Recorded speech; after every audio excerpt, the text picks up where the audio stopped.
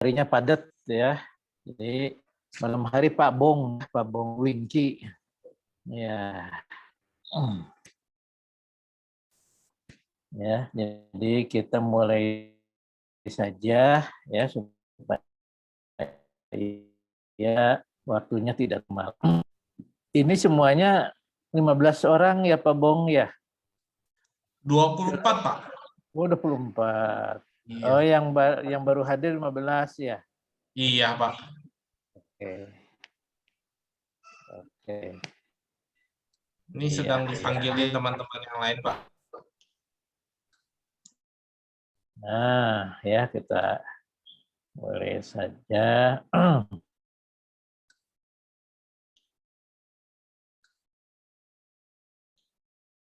Ya.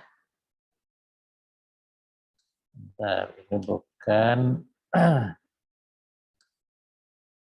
marketing, bukan internasional.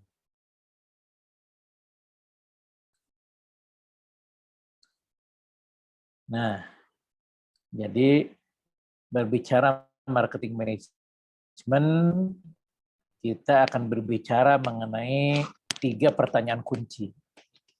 Jadi 3 pertanyaan kunci ini sebetulnya menyangkut satu buku Philip Kotler ya di dalam judul manajemen pemasaran atau marketing management ya. Nah, apa 3 pertanyaan kunci itu? Yang pertama adalah where to compete. Di mana bersaing. Nah, di mana bersaing itu jawabannya adalah arena. Ya kan? Di mana bersaing jawabannya adalah arena. Kemudian pertanyaan kedua adalah when to compete, kapan bersaing. Nah, untuk kapan bersaing, jawabannya adalah advantage. Jawabannya adalah advantage. Nah, kemudian how to compete, bagaimana bersaing, maka jawabannya adalah akses. Itu jadi arena, advantage, dan akses. Sebetulnya ada lagi how to compete, gitu. Jawabannya adalah adapt ya, adapt. Kemudian ada sampai 5A ya sebetulnya ya. Ini saya utamakan 3A aja, arena, advantage, dan akses. Jadi kalau kita ditanya misalnya di mana bersaing, tentu tempat persaingan ya, tempat persaingan. Kalau misalnya persaingan tinju misalnya ya, berarti di arena tinju kan begitu ya. Sepak bola berarti di lapangan sepak bola. Ya, badminton berarti di lapangan badminton. Demikian juga sama. Jadi di mana bersaing kita? Ya bersaingnya adalah di arena. Apa saja arena persaingan itu? Nah, arena persaingan itu adalah situation analysis. Jadi yang pertama adalah analisis situasi, ya. Nah, yang kedua adalah segmenting, dan yang ketiga adalah targeting. Jadi target market. Jadi bersaing itu di target marketnya. Jadi satu produk atau 2 produk bisa dikatakan bersaing apabila dia berada pada target market yang sama. Tetapi kalau target marketnya berbeda, itu tidak bersaing. Contoh misalnya BMW dengan Avanza. Nggak bersaing BMW dengan Avanza karena target marketnya berbeda. BMW AA atas-atas, Avanza MM menengah-menengah. Berbeda target marketnya.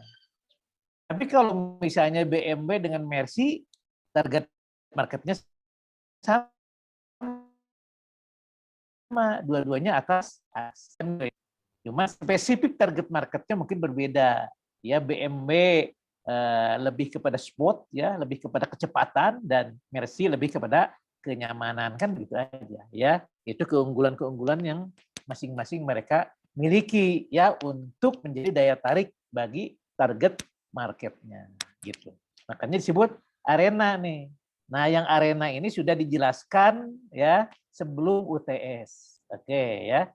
Marketing situation analysis kan sudah dijelaskan sebelum UTS ya. Kemudian segmenting juga udah dikerjakan, udah diberikan sebelum UTS ya. Demikian juga targeting sudah diberikan sebelum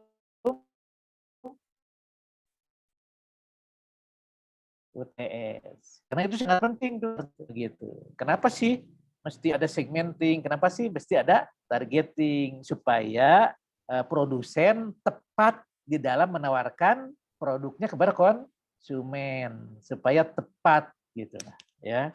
Tepat di dalam merancang produknya, tepat di dalam menentukan harganya, tepat di dalam melakukan distribusinya dan tepat di dalam melakukan promosinya, kan begitu ya. Tiap segmen kan berbeda-beda. Makanya udah ada target market. Pasal secara itu dijelaskan di arena atau where to compete. Gitu ya di arena. Sedangkan di when to compete kapan bersaing? Nah, kalau sebut kapan bersaing itu ada jawabannya unggul. Kapan suatu perusahaan itu mau bersaing ya, dia siap bersaing kalau punya keunggulan. Kalau tidak punya keunggulan ya tidak bisa bersaing, ya gitu. Jadi dia itu akan bersaing kalau punya keunggulan. Nah itu, ya. Seperti Mike Tyson misalnya. Mike Tyson mau bertanding dengan Evander Holyfield. Ya, kenapa Holyfield bersedia untuk bertahun dengan Mike Tyson? Karena Holyfield yakin dia sudah punya keunggulan, gitu, ya. Tetapi ketika misalnya mau pertandingan 1 minggu lagi, kemudian terjadi kecelakaan, misalnya sedikit aja kecelakaannya lah, misalnya tangannya cedera sedikit, apakah seminggu bertanding itu mau dilangsungkan apa enggak begitu. Nah dilihat nih, oh dengan cedera tangan itu berarti keunggulan saya menjadi hilang gitu, ya kan, pukulannya menjadi tidak kuat lagi kan begitu ya. Makanya pertandingannya diundur. Kalau begitu karena saya kecelakaan maka diundur deh gitu. Kenapa diundur? Karena sudah tidak unggul lagi. Jadi kapan waktunya bersaing kalau kita punya keunggulan gitu ya. Jadi ketika masuk persaingan itu masuk ke target market ya. Ketika kita masuk ke target market, lihat perusahaan apa saja yang masuk juga ke target market yang sama. Nah, kemudian kita analisis keunggulannya mereka apa dan kita keunggulannya apa. Ketika kita lebih unggul daripada mereka, maka kita siap masuk pasar. Tapi ketika kita tidak unggul dibanding mereka, ya kita akan berani usaha karena ya itu akan menjadi bulan-bulanan atau mungkin saja bangkrut ya, kalah bersaing. Nah, advantage di sini kita akan menjelaskan mengenai positioning. Nah, positioning juga sudah diberikan sebelum UTS, ya kan? Nah, positioning itu bagi suka mempersepsikan brand kita di dalam benak konsumen sehingga apa yang produsen persepsikan sama dengan apa yang konsumen persepsikan. Jadi ingatlah ya, ingat ketika minggu kemarin saya jelaskan mengenai perception konsep itu bukan salah satu kunci untuk marketing secret, rahasia pemasaran. Nah, bagaimana produsen itu bisa memanage persepsi konsumen. Itu adalah alatnya positioning strategi. Gitu, memanage nih persepsi konsumen harus kita manage gitu ya. Gitu. Karena konsumen itu akan memilih produk kita itu berdasarkan persepsinya. Mau dipersepsikan apa sih produk kita oleh konsumen? Contoh misalnya ada mie yang baru sekarang namanya apa? Mie yang baru tuh Lemonilo ya. Nah, Lemonilo ingin dipersepsikan ya mie yang sehat, ya ingin dipersepsikan bahwa mie yang punya manfaat yang besar, yang banyak untuk tubuh kita. Berbeda dengan mie yang lain gitu kan. Mie yang lain terkesan kurang sehat, terkesan sulit untuk dicerna oleh perut kita, terkesan memang banyak kurang manfaatnya. Sedangkan Lemonilo dipersepsikan, ingin dipersepsikan oleh pelanggan itu adalah manfaatnya lebih banyak, lebih sehat, kemudian bahwa dia lebih mudah untuk dicerna oleh perut. Begitu. Makanya walaupun harganya lebih tinggi, tapi manfaatnya lebih banyak. Kan begitu. Jadi marketing positioning konsepnya apa? Positioning konsepnya harga lebih tinggi manfaat lebih harga, ya, itu adalah positioning konsep yang dia tanamkan di dalam benak konsumen, begitu ya. Agar itu banyaklah macam-macam. Dulu apa ya, teh botol sosro, apa teh botol sosro, konsep positioningnya teh botol sosro apa?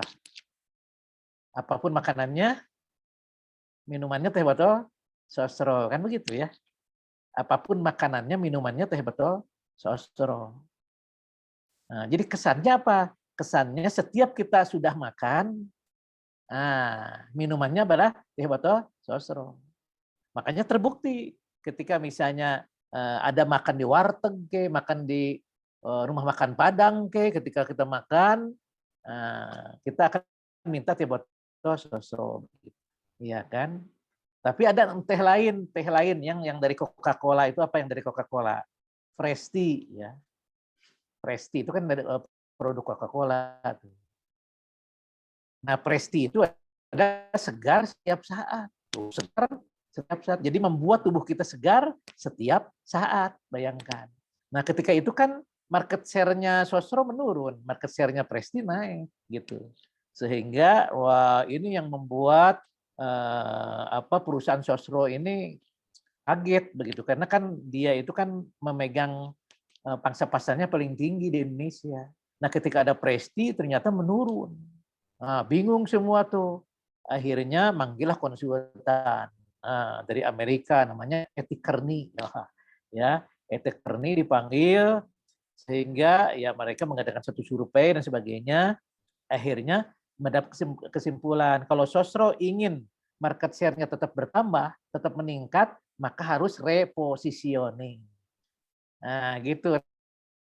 Repositioning konsep, berubah positioningnya, usah merubah rasa tehnya, nggak usah merubah botolnya, nggak usah merubah warnanya, udah aja tetap seperti itu. Tapi yang dirubah itu adalah positioning konsep. Gitu yang dirubah itu. Ya, yang tadinya apapun makanannya, minumannya teh botol sotro, rubah. Yang menjadi konsep yang baru, misalnya apapun enaknya, misalnya minum teh botol sosro. Nah, atau setiap saat minum teh botol sosro. Tuh, dengan begitu ternyata berubah market share-nya, naik lagi, dan Coca-Cola naik market share-nya, turun lagi. Begitu akhirnya market share sekarang masih dikuasai oleh sosro. Jadi meningkatkan penjualan itu hanya apa? Hanya ubah konsep daripada positioning saja. Kenapa? Karena positioning itu mempengaruhi persepsi pelanggan. Ya, kalau misalnya kita nyebut margarin, apa yang kita ingat? Blue Band kan? Yang kita ingat kan Blue Band. Kalau kita sebut margarin, yang kita ingat adalah Blue Band. Ya, coba bayangkan kalau ada margarin lain yang masuk. Ya, sulit untuk melawan Blue Band. Karena Blue Band itu sudah di Indonesia di dalam kelas margarin. Kan? Makanya nggak perlu mengalahkan Blue Band, tetapi ambil target market yang berbeda dengan Blue Band. Nah, target market itu bisa bisa sesuai dengan segmen. Nah, karakteristik segmennya ada demografi, ada geografi, ada behavioral, ya behavioral, ada juga psikografi, atau berdasarkan persepsi. Gitu ya, berbeda target marketnya dalam persepsi yang berbeda. Jadi konsumen mempersepsikan Blue Band berbeda dengan margarin lain. Itulah. Persepsi nih, Blue Band disimpan di meja makan, si Mas margarin dapur disimpan di dapur. Jadi berbeda tuh, ya target marketnya akhirnya. Gitu. Tapi target market di dalam benak konsumen. Orangnya sama yang beli. Mungkin aja dia beli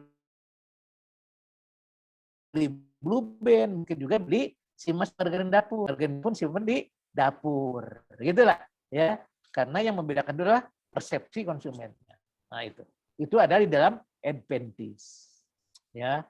Nah, kemudian yang ketiga adalah how to compete, bagaimana bersaing. Nah, bagaimana bersaing adalah akses.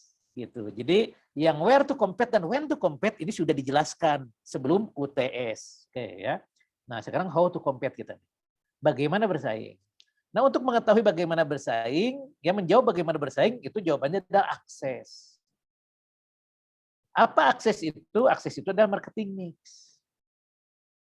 Ya, ada juga yang mengatakan bahwa marketing mix itu ada 4P disebutnya itu. Ya, product and price itu disebut offering. Ya, kemudian place and motion itu disebut akses. Ya, ada yang menyebutkan seperti itu.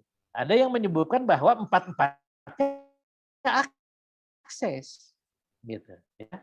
Jadi ada yang menyebutkan bahwa product and price itu ada offering, sedangkan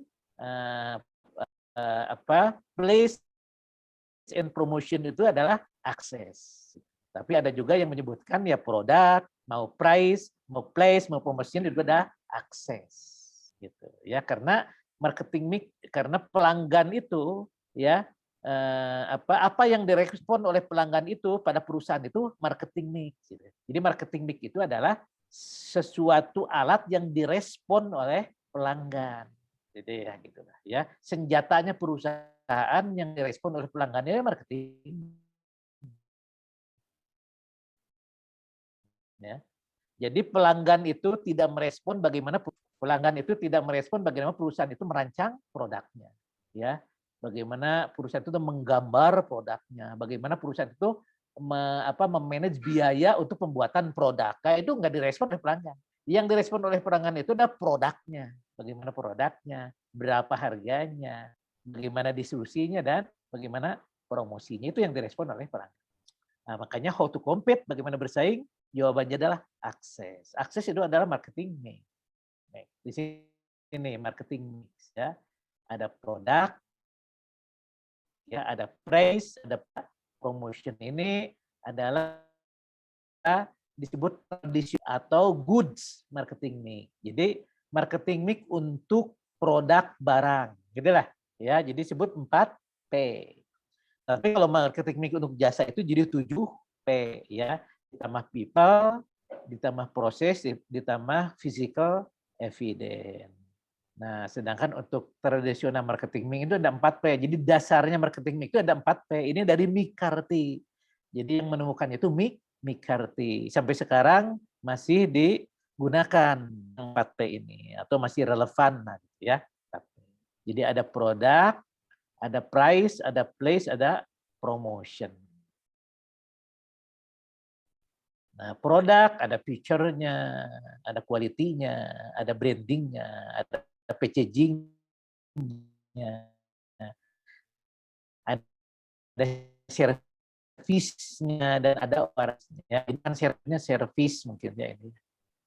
Bukan services, karena services itu jasa. Kalau ini kan layanan itu service. Ya. Gitu. Kalau barang itu goods. Gitu. Kemudian price, di sini ada price strategi, pricing-nya, ada allowance-nya, ada diskon, ada payment terms. Ya, ini dimensi atau indikator daripada price itu sendiri. Kemudian place, ada indikatornya, ada channel, ada market coverage, ya, ada assortment, ada location, ada inventory, ada transport. Ya, advertising, public relation, direct marketing, ya, atau direct selling, ya, begitu. Ada juga personal selling. Ada lagi nih 5 yang mestinya ada personal selling gitu di sini. Nah, itu marketing. Nah, marketing mix ini ada akses. Jadi alat akses perusahaan terhadap konsumennya itu adalah marketing mix.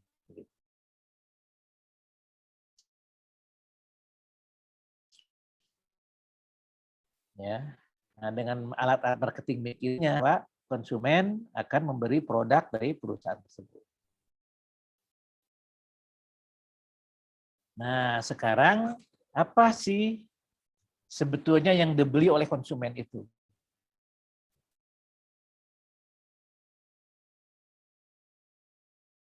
Coba silakan, apa yang dibeli oleh konsumen itu? Bapak Ibu, ayo. Solusi, Pak. Nah, Pak Zulkifar Priyatna nyebut solusi, ya. Ternyata konsumen itu membeli solusi, ya, gitu. Terus apa lagi selain solution?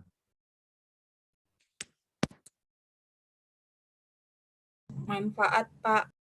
Nah, benefit ya, bahwa konsumen itu ternyata juga beli manfaat. Kan gitu ya. Jadi misalnya nih, kita mau beli, kan beli makanan itu. Apa betul sih makanan yang dibeli? Nah, produsen tidak melihat itu.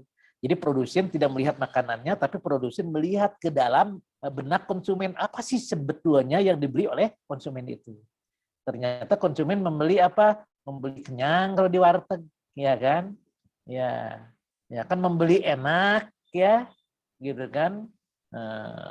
Kalau misalkan di Starbucks datang apa membeli kopi di Starbucks Coffee, kan memang jualan kopi mereka, apa membeli kopi? Enggak juga. Ada yang membeli apa kenyamanan untuk diskusi, ada yang membeli kenyamanan untuk negosiasi, ya. Ada yang membeli macam-macam lah, banyak motif konsumen untuk membeli di salah satu produk.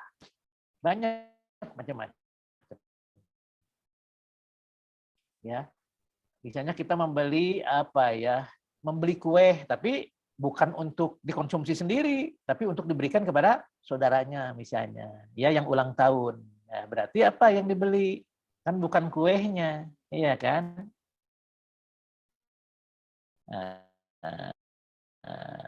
Karena membeli sesuatu untuk memberikan kepada adiknya yang ulang tahun. Nah, ini kan memberikan hadiah ke adiknya ulang tahun, ya kan begitu ya.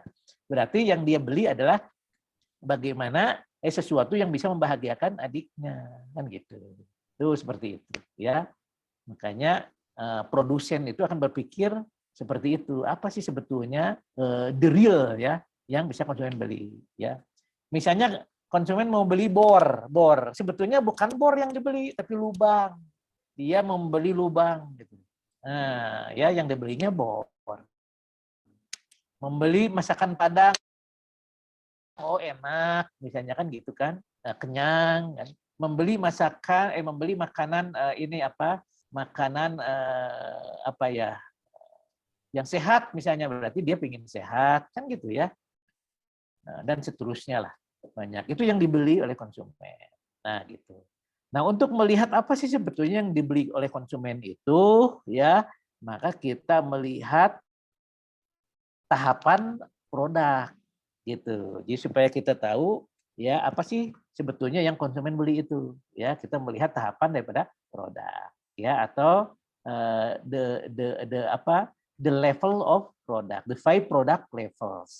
Nah, ini ya. Jadi product level. Jadi kita lihat tingkatan produk ya, product level. Jadi ada customer view hierarchy namanya itu ya. Ada core benefit, ada basic product, ada expected product, ada augmented product, ada potensial produk. Nah, ini yang dirancang. Ini yang dirancang ya. Nah, untuk merancang produk untuk menjadi seperti ini, HHP. Nah, produk ini nih, ini kayak goods nih ya, barang nih. Untuk merancang barang seperti itu ini berarti kita harus lihat level yang terendah itu barang itu. Apa level yang terendah itu? Core benefit. Levelnya terendah tetapi dalam di benak konsumen.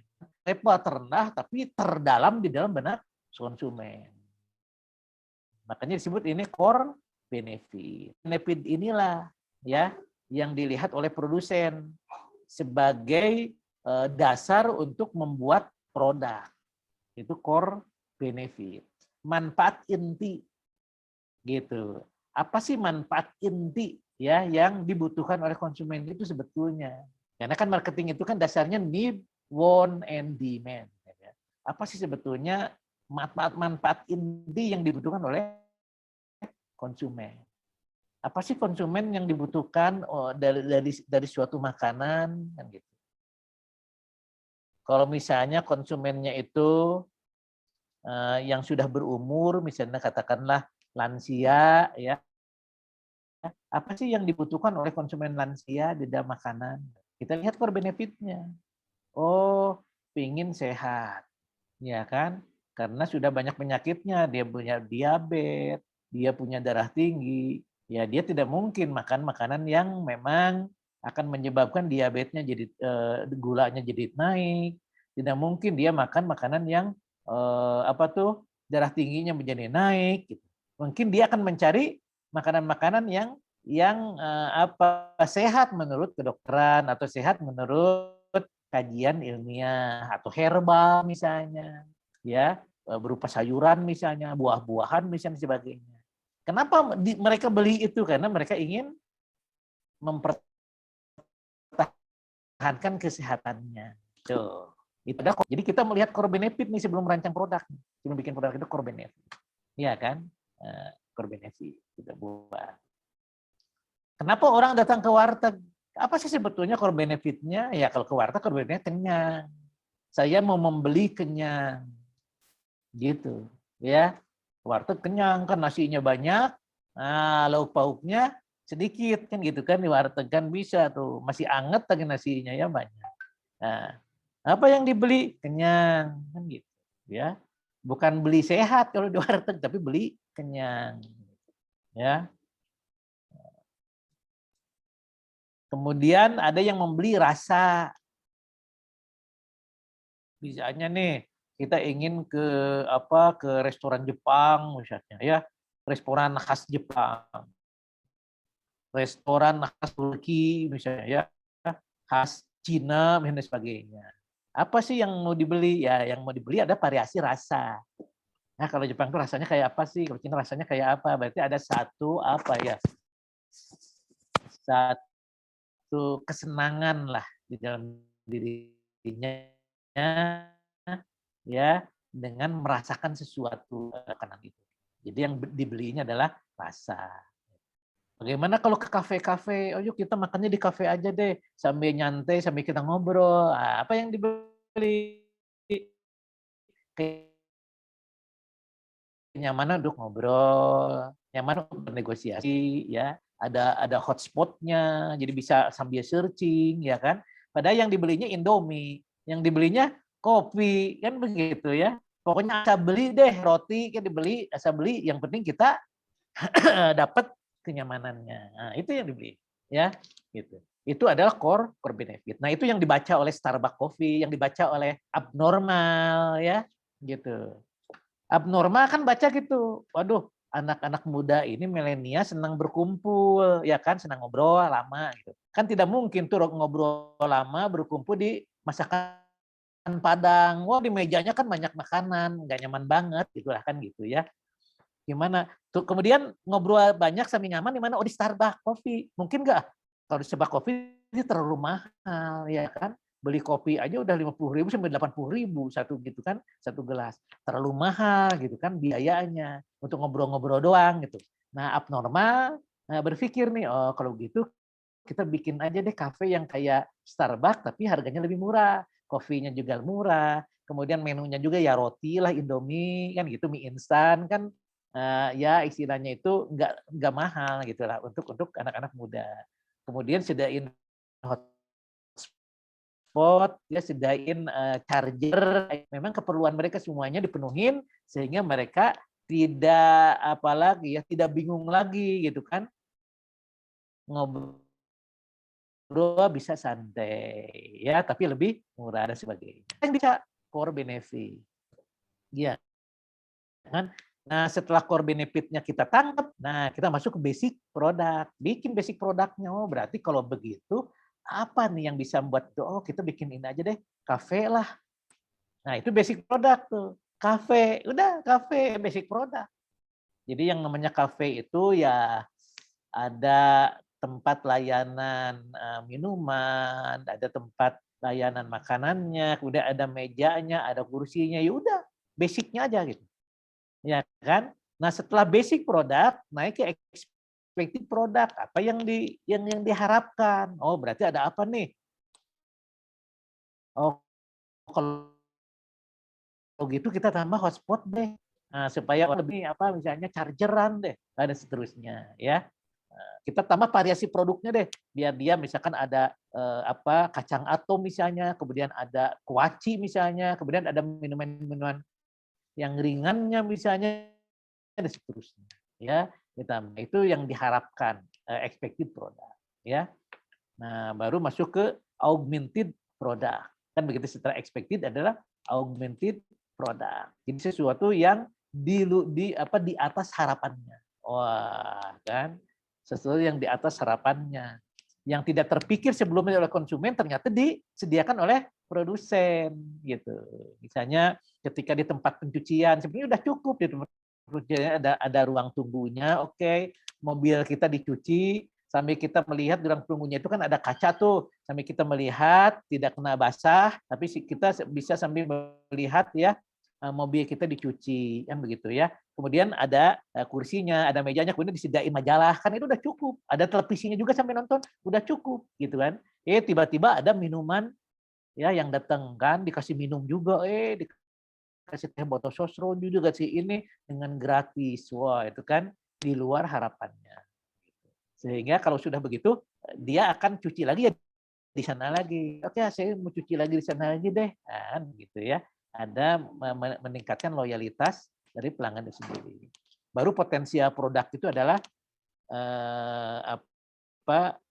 merancang apa sih sebetulnya layanan-layanan yang akan diberikan ya nanti begitu ya. Apa sih yang harus disediakan lagi nih kira-kira nih ya, itu kan potensial produk ya. Nah, jadi potensi-potensi apa lagi nih yang bisa kita sediakan misalnya gitu ya. Gitu. Kalau di hotel kan misalnya ada gym ya, tempat olahraganya, spotnya misalnya, kemudian ada kolam renangnya, kemudian ada layanan-layanan lain lah ya, yang memang sebelumnya tidak terbayangkan oleh tamu hotel, misalnya seperti itu ya, itu potensial produk. Nah, jadi Bapak Ibu bisa dikenal di sini nih, ya, nah, bisa dilihat di level produknya. Ya, selalu produsen akan melihat per benefitnya ya sebelum dia merancang satu produk atau membuat suatu produk.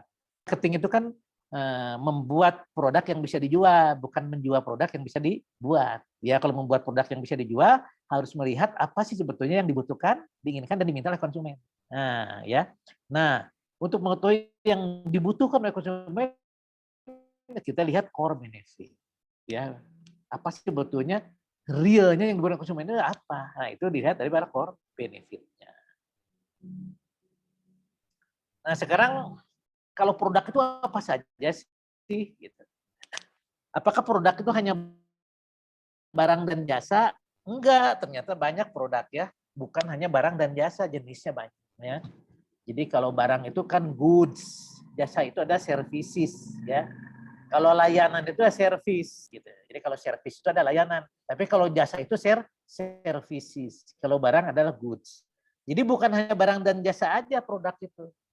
Ternyata ada acara ya, atau event juga bisa dikatakan produk. Event, nah, punya acara enggak? Oke, itu produk tuh, ya. Karena acara itu adalah solusi juga, ya. Misalnya event perkawinan, ya, event organizer kan, tuh produknya itu kan event atau acara, ya, tentang perkawinan, acara ulang tahun, acara dan sebagainya lah banyak ya, rapat dan sebagainya. Acara itu produk, itu adalah solusi ya. Memang product is customer solution. Ya, jadi product is customer solution. Ya, karena apa yang dibeli oleh konsumen adalah solusi. Jadi konsumen itu membeli solusi kepada produsen. Jadi produsen harus bisa memberikan solusi kepada konsumen. Ya, ingat the giving concept. Ya, kita memberikan solusi. Itu acara. Kemudian ada organisasi juga bisa dikatakan produk. Ya, organisasi juga bisa dikatakan produk. Misalnya asosiasi-asosiasi ya. Kalau kita misalnya ingin apa ya, ingin mendapat satu pengakuan kan gitu kan, saya ikut asosiasi ini deh, ikut asosiasi B, ikut A, ikut organisasi B, ikut partai A, ikut partai B, kan gitu kan, ingin mendapatkan satu pengakuan ya atau kebanggaan tersendiri. Oh, saya udah menjadi sekjennya di partai A, oh sebagainya kan ada satu. Atau kita udah menjadi misalnya pimpinan di organisasi apa gitu ya. Itu pun adalah bisa dikatakan produk ya, karena bisa memberikan solusi. Kemudian orang juga produk. Makanya banyak yang menjual orang, ya, atau dia menjual dirinya sendiri atau marketing yourself atau selling yourself. Jadi dirinya sendiri dijual, iya kan? Nah, pernah melihat yang orang dirinya sendiri dijual? Contoh artis. Artis itu kan menjual suaranya, ya kalau penyanyi kan dijual suaranya dirinya, iya kan? Kemudian pelawak ya menjualnya juga dirinya itu, ya membuat pelanggan atau konsumen menjadi senang kan gitu, orang yang nonton jadi senang, jadi gembira, jadi bahagia. Kayak ingin menonton tunjukan pelawak, pertunjukan lawak, yang dia beli itu bukan tiket lawak, bukan, tapi yang dia beli itu adalah kesenangan, kebahagiaan, ya, gitu. Kegembiraan itu yang dia beli, gitu ya, dengan lawak. Itu orang. Ya, kemudian orang banyak yang menjual keahliannya. Itu orang, ya, menjual keahliannya. Gitu.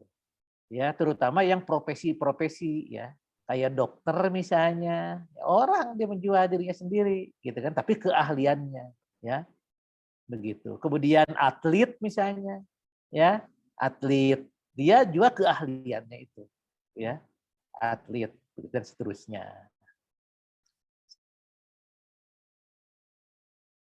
Sehingga konsumen itu bisa berbangga dengan atletnya, ya, bisa mengidolakan artisnya dan sebagainya. Kemudian place tempat, juga produk tempat itu. Nah, cuman tempat di sini bukan tempat di hiburan pemasaran yang place, ya beda lagi. Nah, tempat di sini contoh misalnya tanah nih. Tanah di Depok, di pinggiran Depok, sama ya 1 hektar. Tanah di kota Jakarta 1 hektar. Kira-kira harganya sama atau enggak? Pasti berbeda, ya kan? Tuh, itu namanya tempat. Ya, tanahnya sama, luas tanahnya sama, tapi tempatnya berbeda. Itu menentukan harga yang berbeda, ya. Itu tempat itu menjadi produk, begitu, ya. Makanya banyak orang yang menjual tempat, begitu. Ya, banyak orang yang menjual tempat, ya. Nah, misalnya parkiran, jual tempat tuh parkiran, jasa parkir, kan. Nah, kalau yang kerja di rumahnya di Bekasi, kerja di Jakarta. Nah, dari rumahnya ke kota Bekasi dia pakai motor. Nah, di sana sudah ada tempat parkiran, ya parkir motor. Setelah di sana langsung naik busway atau naik kereta api misalnya ke kota Jakarta. Jadi nggak pakai motor langsung ke kota Jakarta, enggak. Gitu disimpan di tempat parkiran aja di Bekasi. Nanti pulangnya pakai kereta api juga, turun di stasiun itu langsung masuk ke tempat parkir motor, bawa motor langsung ke rumahnya kan gitu. Ya, seperti itu. Itu adalah tempat ya, sebagai produk. Kemudian properti. Nah, ini properti, ya, perumahan, ya kan? Apa sih sebetulnya yang paling penting dalam perumahan itu? Lokasi, lokasi dan lokasi katanya gitu, ya. Semakin bagus lokasinya, semakin menarik tuh perumahan itu untuk dibeli oleh konsumen, kan gitu ya. Properti itu adalah produk, ya, produk rumah, ya, produk gedung misalnya, produk apartemen dan seterusnya. Ini properti, ya gitu. Kan? Kemudian informasi juga produk. Contoh kita nonton TV, mendengarkan radio, lihat-lihat di Google, lihat-lihat informasi-informasi adalah produk semuanya. Gitu. Kenapa Google itu penghasilannya 1 miliar US dollar setiap matahari terbit? Karena dia jual informasi. Makanya penghasilannya 1 miliar dolar setiap matahari terbit. Coba bayangkan. Ya, luar biasa. Dulu itu kan Yahoo, Google itu menyalip Yahoo ya sekarang. Nah, digunakan ya. Sekarang malah Zoom. Zoom itu nah kayak gini nih yang kita pakai Zoom itu. Ternyata Zoom itu luar biasa penghasilannya. Agar apa? Agar bisa komunikasi nih kita nih. Nah, ini produk. Ya, supaya kita bisa mendapatkan informasi ya. Nah, kemudian ide. Oh, jelas ide itu produk ya. Konsultan produknya ide. Dan ide itu mahal. Ya, ide itu mahal. Banyak orang yang mencari ide orang lain, mencuri ide orang lain banyak, ya. Kenapa? Karena orang itu nggak cepat merealisasikan idenya. Jadi dia ngomong idenya kedengaran orang-orang lain, langsung orang lain merealisasikannya dan mempatenkannya. Nah, dia enggak gitu kan. Gitu. Ya. Dulu kayak Malaysia kan tempat rendah, padahal itu kan punya orang Indonesia kan gitu. Malaysia lebih cepat begitu. Kemudian pengalaman atau experience. Nah, ini juga adalah produk. Memang kita ke tempat wisata mau cari apa sih? Mau beli apa sih? Kita ke tempat wisata, ke Bromo, ya. Kita misalkan pergi ke luar negeri, ke Turki, kemana, ya gitu kan. Kita pergi misalnya naik gunung dan sebagainya. Itu mau apa sih yang dibeli? Capek. Beli capek, ya kan? Siapa mau yang beli capek? Udah enggak? Atau beli ribet gitu ya, naik ini ke sini dan sebagainya. Kan enggak, yang dibeli itu adalah experience pengalaman. Saya sudah loh ke Australia. Oh, kalau saya udah ke Inggris loh, saya udah foto loh di Menara Eiffel, nah gitu. Kan kayak gitu. Itu pengalaman malah dipoto kan. Kenapa sih pakai foto-foto segala? Supaya pengalamannya terdokumentasi. Gitu. Makanya dipoto, di selfie kayak wah macam-macam lah. Ada yang di film kayak, ada yang masuk ke status. Jadi pokoknya setiap saat itu status itu selalu berubah lah kalau lagi kita bagi tourism ya. Nah, gitu kan. Kenapa? Karena ingin memperlihatkan ke orang lain nih, saya nih udah pergi ke sini, udah pergi ke sini, saya pengalaman saya ini bla bla bla. Karena yang dibeli ada pengalaman. Nah, ini Bapak Ibu, ya jadi jenis produk, ya. Jadi Bapak izin bertanya. silakan. Kalau tadi kan barang pakai marketing mix-nya 4P ya Pak, jasa 7P. Kalau yang lainnya seperti acara, organisasi, orang dan lain-lainnya itu pakai yang 4P atau 7P ya Pak? Ya, oke. Jadi yang dasar marketing ini kan 4P dasarnya, ya kan? Nah, untuk yang lainnya berarti 4P plus. Kalau orang berarti 4P plus people. Oke ya, kan? Kalau jasa 4P plus 3 nih, ada people-nya, ada cycle evidence-nya, ada prosesnya. 4P plus people-nya juga, prosesnya juga gitu kan. Nah, kemudian ada cycle evidence-nya juga gitu ya. Kemudian tempat ada cycle evidence-nya ya. 4P ditambah physical evidence-nya gitu. Ya, properti juga sama 4P plus properti itu melihat siapa sih orang yang di belakangnya atau siapa sih perusahaan yang di belakangnya itu bisa dilihat properti itu karena menyangkut kepercayaannya, ada prosesnya dan seterusnya itu sama seperti itu. Jadi semua jenis produk itu dasarnya adalah 4P ya. Nah, P berikutnya sesuai dengan empirical yang kita bisa dapatkan. Kan begitu. Contoh misalnya, Bang Wingky,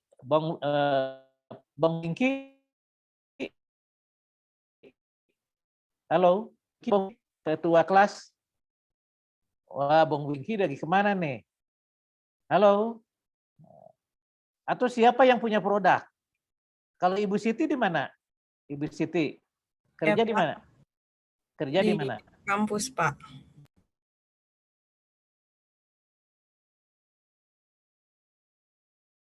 Oh, kampus. Berarti produknya pendidikan kan, jasa pendidikan berarti jasa ini. Cuman jasa pendidikan itu ya, jadi begini nih, di dalam satu produk ya, itu mungkin saja beberapa jenis produk berkumpul satu. Ya kan? Contoh misalkan hotel. Hotel itu kan ada tempat, ada orang, ada barang, ada jasanya, ada acara di hotel itu. Ya kan?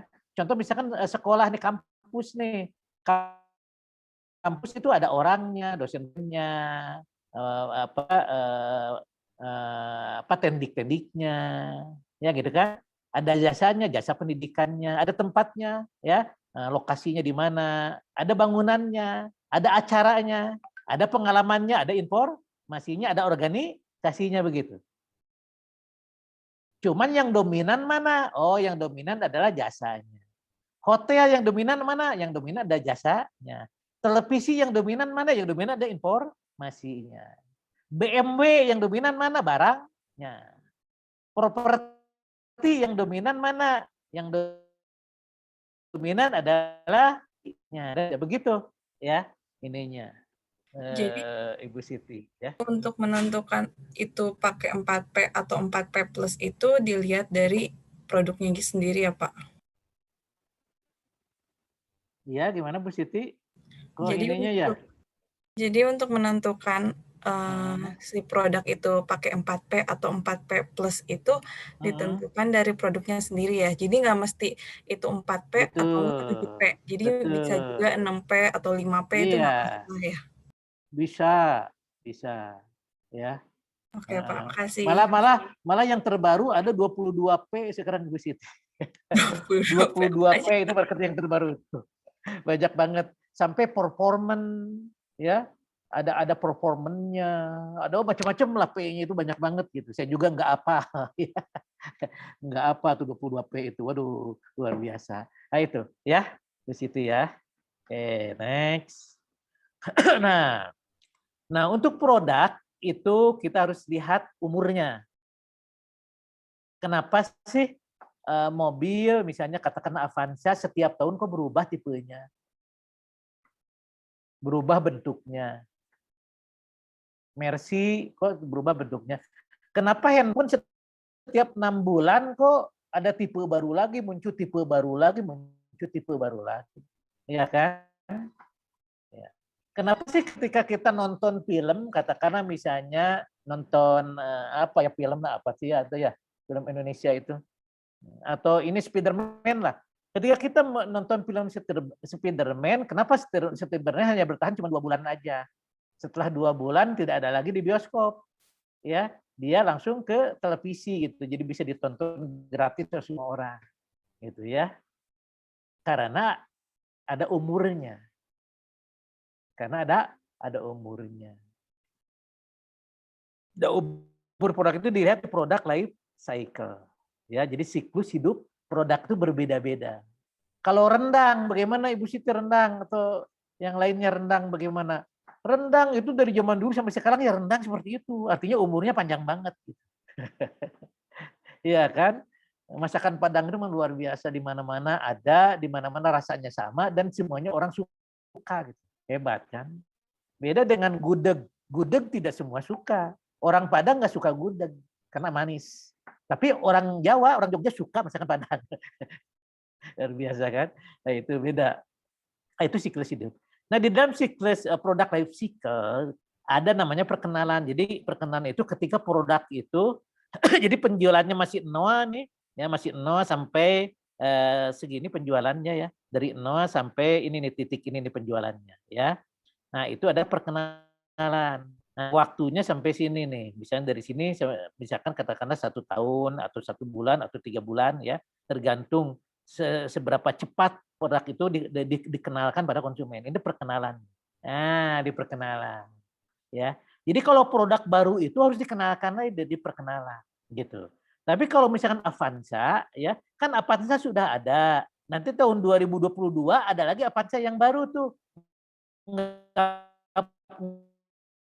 Nggak perlu lagi perkenalan, langsung di growth di sini langsung naik lagi, langsung dari sini nih mulainya naik lagi. Karena memang sudah ada. Tapi kalau produknya sebelum ada, kemudian kita buat langsung perkenalan dulu, ya kan? Nih dari Noah nih perkenalan. Nah, habis ke perkenalan baru growth ya perkembangan atau pertumbuhan. Nah, habis pertumbuhan pada waktu tertentu adalah kedewasaan. Kedewasaan itu di mana produk itu optimal dibeli sama konsumen. Jadi produk itu optimal. Jadi kalau udah kedewasaan, udah klik di sini nih di titik ini udah nggak naik lagi, nggak akan bakal naik lagi gitu permintaannya. Udah mentok, udah jenuh. Nah, kedewasaan udah jenuh. Nah ketika jenuh baru penurunan decline. Turun, udah turun habis. Nah sebelum turun seperti Avanza, Xenia ya atau mobil lainnya, dia kan lagi dewasa nih, udah jenuh nih. Sebelum jenuh ya tipenya dirubah. Nah, jadi naik lagi, ada inovasi. Sebelum jenuh, rubah lagi, inovasi lagi. Sebelum jenuh, rubah lagi, inovasi terus aja begitu. Jadi usahakan nggak decline. Nah, gitu. Tapi yang decline itu yang tipe sebelumnya decline. Jadi produk lamanya decline, tapi produk barunya terus naik. Cuman tidak mulai dari sini lagi nih. Enggak, tapi udah mulai dari sini langsung nih. Mulainya itu tidak dari sini. Karena sudah ada sebelumnya. Begitu. Ya, agar produk itu selalu growth dan selalu dewasa itu adalah melakukan proses inovasi atau innovation proses, ya. Nah, ini di dalam product life cycle. Jadi product life cycle. Nah, ini marketing nih, target market udah jelas ya yang paling. Nah, produk itu ada produk variety nih. Jadi kita membicarakan produk turin misalkan. Ada produk design, ada produk picture, ada brand name. Ini masih dalam production mix nih. Ada packaging, size, service itu bukan service, layanan, ada garantis, ada return. Tuh. Ini dalam produk, ya. Jadi yang diatur dalam produk ini semuanya nih ada di sini. Ya, berarti ini termasuk dalam produk mix namanya itu. Bauran produk. Ya, gitu. Jadi ini produk gitu di sini. Ya. Gitu. Jadi ini itu bisa diangkat jadi variabel nih. Misalnya nih produk variety bisa diangkat jadi variabel, produk quality atau service quality bisa diangkat jadi variabel kalau nanti untuk menyusun tesis ya. Seperti misalnya desain ya, produk desain bisa diangkat nih, features produk, brand name itu untuk menyusun tesis. Kan begitu. Kan utamanya kan target market nih.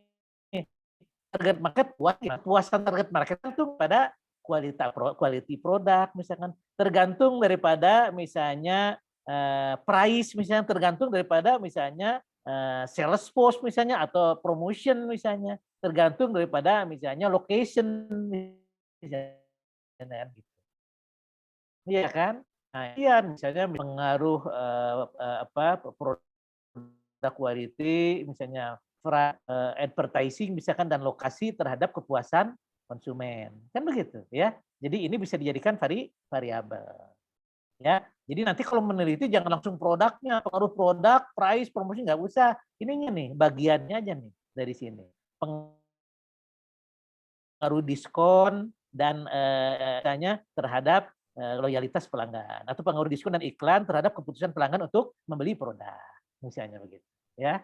Nah itu, misalnya pengaruh desain produk dan misalnya transport misalnya ya terhadap kepuasan pelanggan. Bisa seperti itu, ya.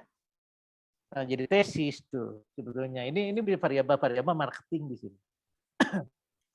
Nah, produk itu ada produk lainnya, lini produk. Ya, apa sebut lini produk itu? Nah, ini contohnya nih. Misalnya Amul nih, ya Amul itu ada milk, ada J, ada butter, ada dahi ya. Ini adalah lini dari produk Amul ini. Ya, ini lini dari Pepsi Cola seperti Frito-Lay, Gatorade, Tropicana. Ini lini dari Pepsi Cola. Ini dari Microsoft Office, Windows, Xbox. Ini ada lini produk dari Microsoft Corporation. Ya, apalagi kalau Unilever banyak banget tuh. Unilever kayak misalnya apa ya, pasta gigi kayaknya. Pasta gigi apa saja sih brandnya? Kemudian misalnya kayak apa ya, popok bayi misalnya kan. Nah, Unilever kan ini apa lengkap ya. Nah, ini ada contoh bauran produk lini produk nih. Lebar produk ada yang lebar dikali panjang, luas. Ya kan? Nah, ini lininya, ini. Nah, ini panjang lininya. Jadi panjang lini produk yang di sini ada lebar daripada lini produk. Begitu. Misalnya ini perusahaannya itu adalah PNG ya, PNG perusahaan itu. Nah, perusahaan PNG ini mempunyai lebar produk ini lebarnya, ada deterjen, pasta gigi, sabun, sekali pakai, popok atau tisu kertas. Ini lebar produknya. Nah, ini panjang produknya ini ya, dari deterjen panjang produk ada Ivory Snow, Drepti dan sebagainya. Kemudian dari pasta gigi ada Glam, ada Kris ini panjang produknya. Dari sabun sekali pakai ada Ivory dan sebagainya. Ini panjang produknya. Ya, jadi ini hanya sekedar pengetahuan ya bahwa produk itu ada panjang, ada lebar. Jadi lini produk itu ada lebarnya, ada panjangnya. Nah, keputusan bauran produk. Nah, keputusan yang tadi ini, bauran produk atau produk mix adalah kumpulan semua lini produk dan item produk yang ditawarkan oleh penjual tertentu. Ya, jadi bauran produk suatu perusahaan mempunyai 4 dimensi penting nih. Ada lebar itu jumlah lini produk. Nah, ini lini produk itu ada lebar ya, jumlah lini produk. Ya kan? Ada panjang, ini jumlah item dalam lini produk. Nah, ini contohnya. Jumlah item di dalam satu lini produk itulah panjang. Itu jumlah item dalam satu lini produk. Itu panjang ya. Contohnya. Kemudian ada dalam nih jumlah versi produk dalam lini produk versinya. Jumlah versi produknya ada berapa versi sih ya di dalam lini produknya. Ya, seperti ini nih. Deterjen itu ada berapa versi, pasta gigi misalkan ada berapa versi, sabunnya ada berapa versi. Nah, versi itu bisa juga memperlihatkan target market kita. Misalnya nih, ada pasta gigi untuk target market menengah-menengah, ada pasta gigi untuk target menengah atas, ada pasta gigi untuk target atas dan sebagainya. Kemudian konsistensi itu seberapa erat sih hubungan antara berbagai lini produk ini, konsistensi ini, ya. Perusahaan itu konsisten nggak menawarkan produknya. Jadi harus ada hubungannya nih. Hubungannya eratnya. Deterjen dengan pasta gigi eratnya hubungannya. Ya, sama-sama sabun ya. Deterjen, pasta gigi, sabun itu sama-sama sabun. Popok, tisu kertas itu sama-sama apa ya? Kalau popok dengan tisu itu sama-sama kalau popok itu melindungi lah ya. Kalau tisu itu membersihkan lah. Itulah ada hubungannya jelas erat. Nah, itu adalah konsistensi. Jadi satu perusahaan itu harus konsisten di dalam lini produknya, ya. Jangan jauh menjualnya. Misalnya nih, yang jual celana, ya, jual celana dengan baju kan konsisten. Celana dengan baju. Kemudian kaos kaki dengan apa? Sepatu kan konsisten, iya kan? Nah, celana dengan baju. Tapi ini jual celana dengan ini dengan celana gitu kan, gitu. Kecuali supermarket, beda lagi kalau supermarket ya. Kalau ini kan satu perusahaan manufaktur maksudnya. Kalau supermarket mah kan itu pasar swalayan lain. Nah, itu ya yang malam ini mengenai produk yang sudah diseringkan. Silakan kalau ada yang ditanyakan monggo ya. Kita untuk tatap muka 1 jam saja ya, nanti nanti akademik terstruktur ya 1 jam, akademik mandiri 1 jam. Jadi tugas Bapak Ibu sekarang adalah bagaimana memilih perusahaan ya. Jadi pilih perusahaan ya. Nah, pilih perusahaan, kemudian kita tentukan produknya apa di perusahaan itu ya. Bagaimana panjang lini produknya, lebar lini produknya ya. Kemudian pilih salah satu produk, core benefit-nya apa sih? Nah, kemudian basic produknya bagaimana, augmented-nya bagaimana, kemudian potensialnya bagaimana ya. Gitu. Nah, setelah itu adalah produk life cycle-nya seperti apa sih? Nah, jadi pilih aja perusahaannya, silahkan yang paling tahu ya, yang paling paham begitu perusahaannya seperti apa. Kemudian tentuin produknya, lini produknya ada lebarnya, ada panjangnya. Nah, pilih salah satu dari produk tersebut, bagaimana tingkatan produknya dari core benefit sampai potensial produk dan bagaimana produk life cycle-nya. Nah, itu silakan untuk tugasnya ya. Ya gitu. Boleh minggu depan aja dikumpulkannya, yang sekarang minggu depan saja. Ya. Sampai santai aja, sampai minum kopi kerjainnya. Ya. Oke, ada yang tanyakan? Monggo silakan. Silakan. Ya, Ibu Rahmawati, silakan. berarti yang tugas ini contohnya seperti tadi PNG ya. Artinya Betul. misalnya Unilever boleh. Boleh. Boleh, silakan. Oh, gitu ya. Terus yang tadi Pak, maksudnya tadi yang sudah dijelaskan tadi. Misalnya Indofood, boleh. Indofood kan ya, ada tuh, boleh. Ya apa ya? Terus apa lagi, Bu Rahmawati? Mau tanya yang tadi sudah dijelaskan oleh Bapak, apakah prestis itu termasuk nggak Pak? Prestis itu yang dibeli. Prestis itu ada Persis ada solusi yang dibeli oleh konsumen. Jadi Maksudnya itu konsumen termasuk ya? real membeli itu apa yang dibeli? Prestis. Iya. Prestis juga termasuk betul. ya? Oh, Ya, itu putus-putus ya, masuk Pak? ke core benefit dari suatu Oh produk. iya, makanya saya mau Iya. tanya apakah Prestis Jadi levelnya core benefit, ya. Oh iya. Satu lagi Pak, boleh izin tanya nggak? Silakan. Ya, saya pernah baca bahwa manajemen pemasaran itu kan boleh dikatakan dia adalah sebuah art dan sains. Nah, sebagai art itu kan manajemen pemasaran itu bersifat unik ya untuk setiap organisasi. Sementara kalau bersifat sains itu kan dia sudah prosedur yang sudah baku itu ibaratnya gitu kan. Yang mau saya tanyakan kalau menurut Bapak bagaimana menggabungkan art dan sains dalam mengembangkan strategi pemasaran yang baik, Pak? Ya. Jadi begini ya. Nah, di dalam seni dan sains gitu ada 3 hal ya yang harus diperhatikan ya. Ada logika, ada etika, ada estetika. Ya, gitu. Logika itu menjelaskan ilmu marketing is energi logika ya. Kemudian kalau marketing is art itu masuk ke etika dan estetika. Kan begitu ya. Nah, jadi ilmu pengetahuan itu etika dan logika, art itu etika dan estetika. Jadi irisan antara art and science itu adalah etika. Irisannya, ya. Oke. Nah, logika itu berbicara mengenai benar dan salah. Nah, itu ilmu pengetahuan, ada benar ada salah. Baik buruk. Ya, ada baik dan buruk. Sedangkan estetika berbicara mengenai indah dan kalau indah apa ya itunya ya. Nah, ininya jelek atau apa gitu ya. Keindahan dan jelek lah gitu, indah dan jelek. Nah, gitu. Iya kan? Nah, itu adalah menyangkut marketing itu sendiri.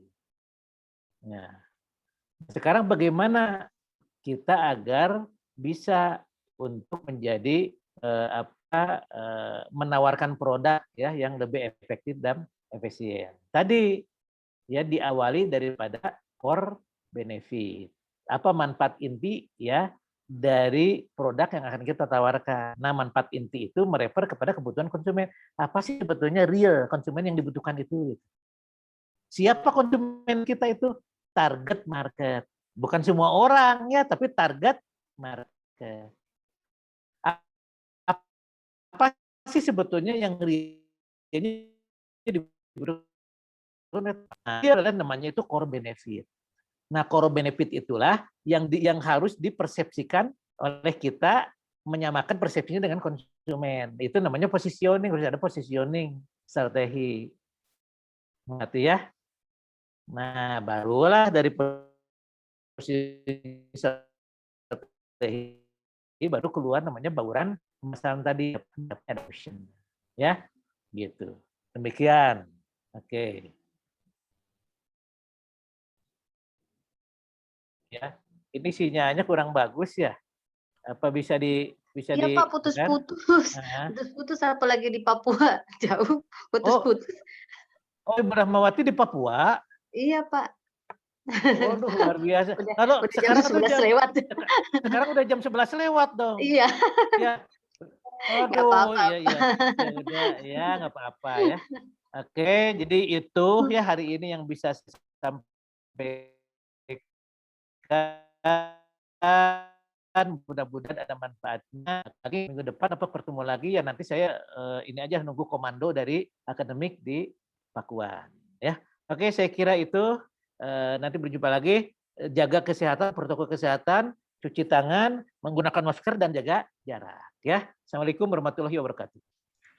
Terima kasih, Pak. Terima kasih, Pak. Waalaikumsalam warahmatullahi wabarakatuh. Terima kasih, Pak.